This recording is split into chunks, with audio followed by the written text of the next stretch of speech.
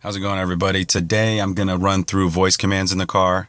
I get this question a lot, and I just wanted to make a brief video to help people out. Maybe this will help clear up some questions that people are having about the voice command system on the BMW. I'm using a 2015 528i to demo. The onboard system for pretty much all our cars is all the same. The X1 and the Z4, those ones are a little bit different still. The software is slightly different, so you'll notice the animation on the screen on those cars, and the just the software is just slightly different. But the lessons you learn from this video should carry over just fine. You should be able to execute everything the same.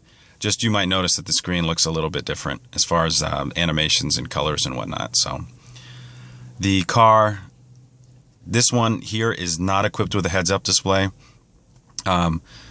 Cars with heads-up display, the certain things that I mentioned that appear for voice commands in the instrument cluster, if you have a heads-up display, they'll actually appear up in the heads-up display as opposed to the instrument cluster, unless you have the heads-up display off. But just FYI, this one here is specifically not equipped with heads-up. So, and I'm also holding the camera a certain angle because I wanted you to be able to see both the instrument cluster, the iDrive screen, and the voice command button all simultaneously, so you can see how the car reacts once I activate voice commands and start giving it voice commands.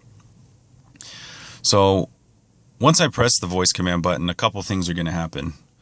One thing that's going to happen, you'll hear a chime play through the speakers, and that's just kind of an audible tone to indicate that you're activating voice commands. The second thing that will happen is you'll notice in the instrument cluster and the iDrive screen that an icon of a face pops up, and then it's got these three little lines coming out right about the mouth. That's just indicating that voice commands is on, and those three little lines specifically, those indicate that it is currently accepting voice commands. You'll also notice on the instrument cluster display, or if you have heads up, that it will say command, and that's the window of time where you should be speaking and giving the car commands. After you've finished giving the car its command and you stop talking, you will notice that say command disappears. And also on the iDrive, you'll notice that the icon that will pop up in the upper left corner, that actually grays out. And what the system is doing is it's actually processing the input that it just registered from your voice. So if you're still talking during that time, it is not registering what you are saying. So a lot of people I've noticed run into that issue. So keep an eye out for that. They try to put that placement as far as the instrument cluster slash heads-up display. They try to put it by your eyes view so you can see if the car is still accepting commands or if it's not. If you messed up, you can always press the voice commands, the button on the steering wheel a second time, turn off the system, and then just start from scratch. Simple as that. So I'm just going to do a quick press just so you can see what I was talking about as far as the instrument cluster and the iDrive screen. So there you saw those things pop up on both the instrument cluster, the iDrive screen, as well as you heard the audible tone chime through the speakers. Now, most of the time people ask me, they want to make a phone call or navigation. Today I'll demo putting a navigation direction in. I am using my cell phone, so I won't be able to make a call on the phone while I'm making the video, so bear with me. But if you do continuously have trouble with that and need me to make a video, I would be more than happy to. I'll just grab another camera. So I'm going to put in a navigation destination. The best way to, if you're still learning the system, I tell people, and I've noticed I get a lot of luck with this, is using short commands. You get really good results. And short commands, the system knows, are words on the screen. So all these different words up here on the iDrive, multimedia, radio, telephone, these are words that the system knows. If you think of voice commands as navigating the system verbally through the menus, that's when I notice people, it starts to kind of click for them. So if I use my iDrive controller here over by the shifter, I can turn it clockwise, counterclockwise, and you notice the highlighted section up on the main menus, moving up and down. Once I have a submenu I'd like to click into, I just press down on the iDrive controller like a button, and it goes into that submenu. Now, if I were to turn on voice commands and verbally state multimedia, it would go into that multimedia menu just the same as if I were to turn the knob and press down and select it. So when you're first learning commands that the system will recognize, use words on the screen, walk it through a few menus, and you can start to understand how it thinks, how it reacts, commands that it understands. There are programmed commands, shortcut commands that you can use as well. A popular one is saying call so-and-so. Obviously, it doesn't state call anywhere on the screen, but that is a command the system does recognize. Another one is navigate to. Most people, I tell them at first, if you say navigation and then say enter an address, just so you can start to get familiar with the system in the commands. But you could, if you knew the address right offhand, you could just say that, right off the bat. You could say navigate to 2925 Corby Avenue, Santa Rosa, California, and it would start navigating you there. Another hiccup that I notice people are having is talking to the system very slowly. A lot of people, they'll start yelling in the steering column very, very slowly, hoping that the system will understand them because they're talking very slow to them. Or I'm sorry, very, very slow to the system. And that is actually going to give you the opposite effect. You're going to notice that the system has a very difficult time understanding you. So when you talk slowly and you have lots of gaps in your speech and lots of pauses and breaks, you might think you're making it easier for the system, but actually the system is having a much more difficult time because those breaks and everything, it registers those breaks in your speech as you finish talking. So it will try to register maybe you only got out a syllable or two. It'll try to register those couple of syllables as a full command. Now, that is obviously going to be very frustrating. So if you talk to it naturally, you'll get much better results. Now I'm going to put in a navigation destination, and you can see how I put it in, and hopefully you'll be able to emulate it as well. Navigation. Navigation.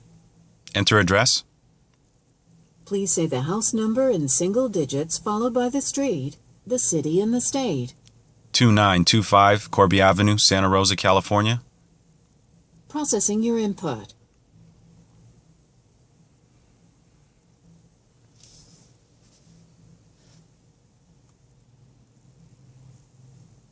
"2925 Corby Avenue, Santa Rosa.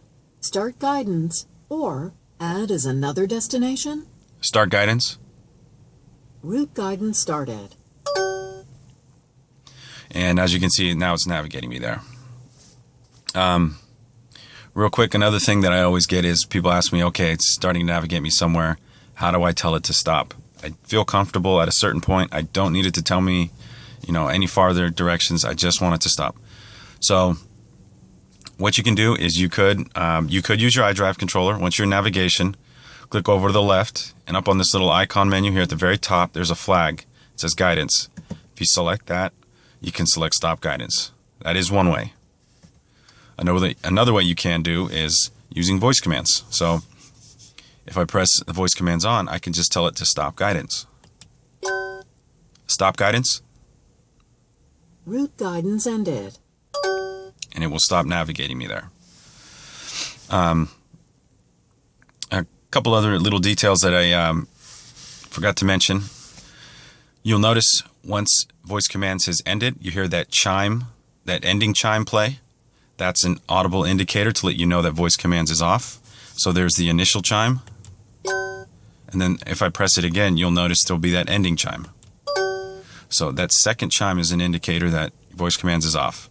So if you continue to keep talking, it will not understand, will not respond to any voice commands. Another thing, if you do ever get stuck on voice commands, you can say help. The system will give you a listing of a variety of different commands that it will accept, and you'll notice that a lot of them are menu items, words on the screen. But if you ever get stuck, you can say help. Also, when you press voice commands, you'll notice up along the top, there's a little banner on the top of the iDrive screen that has a few different commands that it can accept. It says call, enter address, points of interest, help. Those are all different commands that you could say as well. It just throws up some examples that you could say up along the top of the screen. Most commonly used ones up at the very top there. And then one more thing is the voice command button actually can have a dual control depending on the cell phone you have. So if you do a quick press, this will talk to the car. If you long press and hold it in, you'll notice that you're able to talk to, if you have an iPhone, you'll be able to talk to Siri. If you have a different model phone, sometimes Samsungs have S Voice, you'll be able to access S Voice by long pressing and holding that. So if you prefer or have a certain function you want to execute on your phone specifically, you can actually do that through the Bluetooth connection by just long pressing and holding in that voice command button. You can actually talk to your Siri, which is a popular thing I see all the time. Which is also could help clear up a misconception that people are having with the voice commands. So if you notice that when you press the voice commands, you always long press and hold it in, and you're trying to give it a navigation destination, and it's just not working. If you're long pressing it, it's because it's talking to your phone and it's not registering through the BMW. So if you do a quick press, that's when you're talking to the BMW.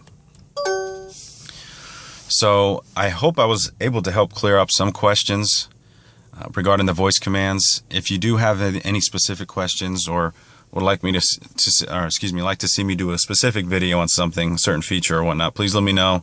Go ahead and comment, or I'm sure most of you guys who are watching this are probably clients of ours here at Hansel BMW, so you can always give me a call, give me a text. You probably got my card from your client advisor, so yeah, let me know. Hope this helps. All right, guys, take care. Bye.